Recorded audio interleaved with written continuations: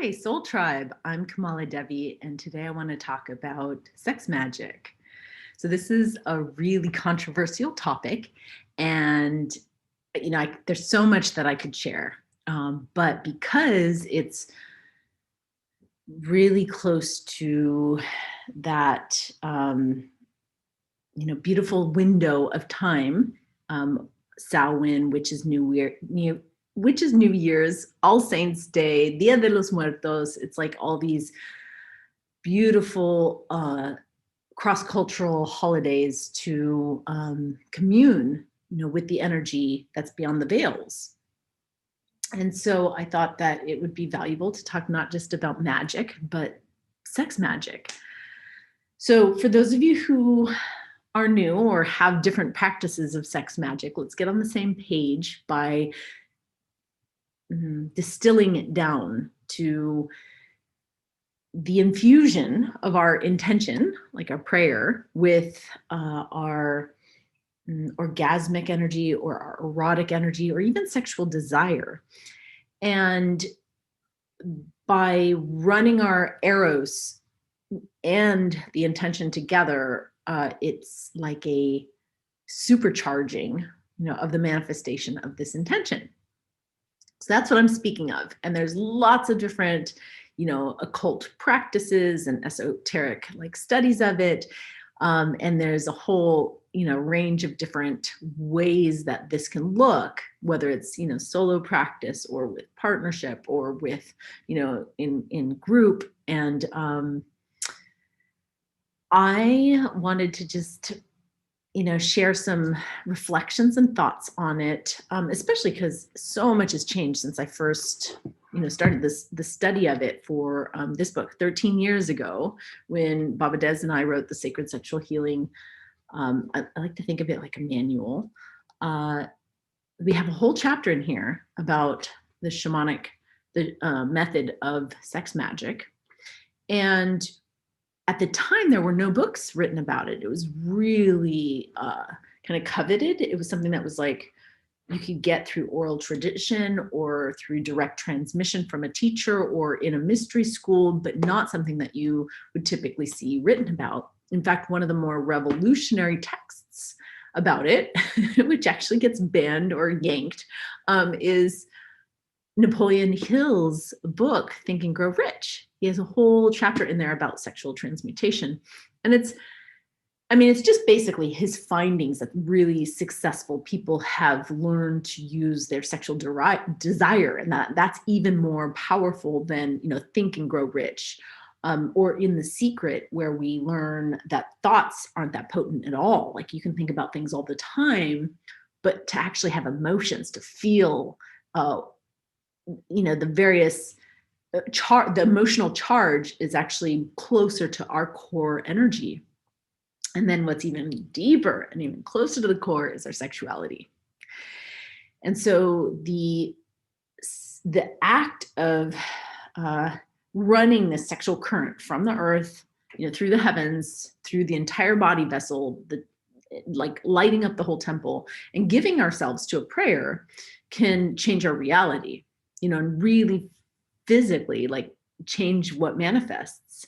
And we know this through, the miraculous prayers and synchronicities. And, we know that what we put our energy towards will expand and grow. And the more, more potent that energy is, the more effect we'll see. And this is also really dangerous practice. And I don't mean dangerous like you're going to go to hell kind of danger. I mean it like this be careful what you ask for danger, like what you put your energy into will come to pass. And if we are desiring for personal gain or something that fortifies the separate self, or if what our wishes are really from the separate self, then what we're going to get is more separation. The deepest and the most potent applications of sex magic are when we're in touch with the web of life, when we're coming from a connection to source, and we can align our will with the greater will and, ask that our bodies and our hearts be used, in the highest good of all. And that practice takes a cultivation of, letting go of our attachments to like the earthly, more worldly things that keep us separate, and to cultivate the ecstasy of merging with that which is bigger than and more aligned with others. And it's actually cautioned about in lots of cultures in different ways. When I went to study Tantra in India, it was very feared. Like a lot of the tantric Indian gurus were like considered like, oh, that's because they do sex magic, like that's witchcraft, or that's, like black magic. And it's very, very feared. And, understandably, because it can create like this karma and bondage, and actually deplete one's sexual health and physical health if they're not doing it right, or if they're doing it in this way that's for personal gain, or not consensual. And so I want to share an example that's from my personal history. And this is from a long time ago. Like I thought about it this morning, and I was, it kind of took me back to my first experience of black magic. I'm a second generation yogi, learned to meditate from my father. And we had a regular practice of jogging and like sitting under a tree and meditating. And he was initiated in the TM school. And at the time, at one of the points in his journey, at one point, he had a lot of envy and jealousy towards a neighbor in our a friend of the family who, I won't go into all the details, but it was like sexual envy and there was an affair, and my father was livid, and he, we would do this practice of like connecting into oneness together. And he found himself like running this anger, running this ill will towards this neighbor. And consequently, the neighbor started manifesting physical symptoms like, I think it was a respiratory issue and other health issues, and he was losing his hair, and he's like, there was like these weird things were happening to our neighbor. My dad was feeling like satisfaction in the suffering of another, which is by definition what separation is, as opposed to seeing this, loving my neighbor and seeing them as another me. He was actually feeling that he wanted for that. And then he was feeling the guilt, because the guilt is like, whoa, you've separated yourself from the truth that we're all connected at some deep level.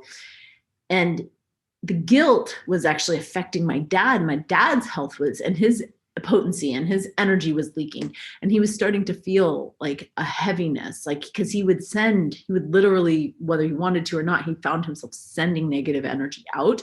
And then in time, even though the neighbor was suffering, he was feeling down, depleted. And what was beautiful, as painful as it is to see my father's shortcomings at the time, he shared the smallness of his character as a caution with me, like, hey, look, this is something I'm not proud of that I did, and this is the effect I'm seeing, and I don't want to do it anymore. And it was really beautiful. Like his tattletelling on himself, I think, to his daughter was actually what helped his healing out of that pattern. But what impression it made on me at a young age of like, well, we are so powerful, and like we can use that power for good, or for ill, for evil.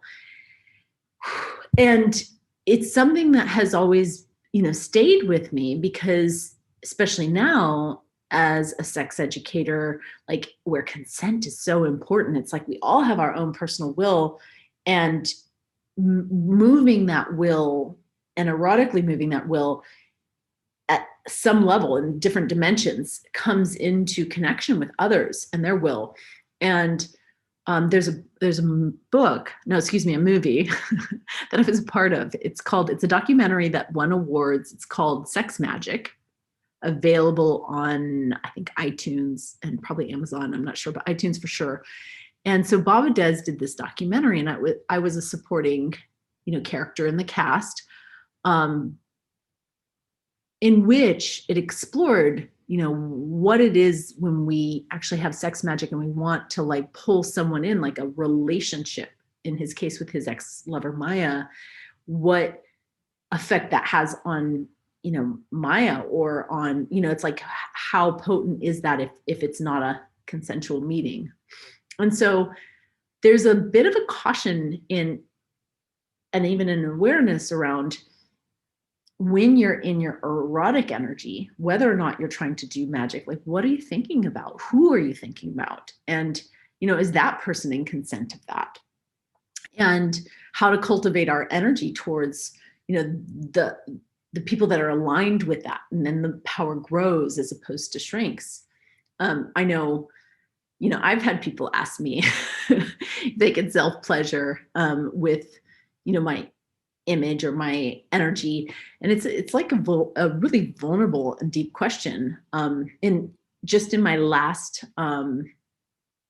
live stream, when I was sharing about how testosterone made me more of a visual person, like wanting visual stimulation, like I got a response from people with their dick pics. And it's like, okay, well, I don't know that I was in consent of that. But at the same time, it's interesting how when we talk about, even just talking about this, putting it out there can change our reality. So I am sharing this in the spirit of just like, it's a conversation. I don't have all the answers. It's an exploration. But it's a really powerful gift that we all have. Like, our erotic energy has not just the power to create babies, but create ideas and art and health and community, and to shift, our environment or ecosystem to have, like clean air, fresh water. Like, there's, visions we can have for social justice or equality, or, to really these causes that call to our soul, this work that we're like, hey, we're here to make a difference. It's like, part of it is being that change, being in the field of who you want to be and what is the world we want to create, and to actually run our energy as a part of the new culture that we're building together. And this is, sweetly what I did on the Witches' New Year's was a fire ceremony with my intimate coven. And the magic of the ceremony was in the silence. So there was a lot of like, ooh, here's my intention, or let me write this down, or let me feel this. But that's all just like decorating the doorway.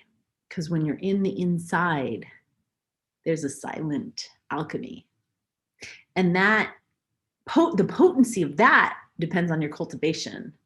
So the invitation is not just to do a high ceremony during Dia de los Muertos, but like, what's it look like to have a regular practice to cultivate this erotic energy and give it over to God, and then have a relationship with the universe, and to feel yourself like a wave of the ocean, and the influence that you have on the whole ocean and not just the individual wave.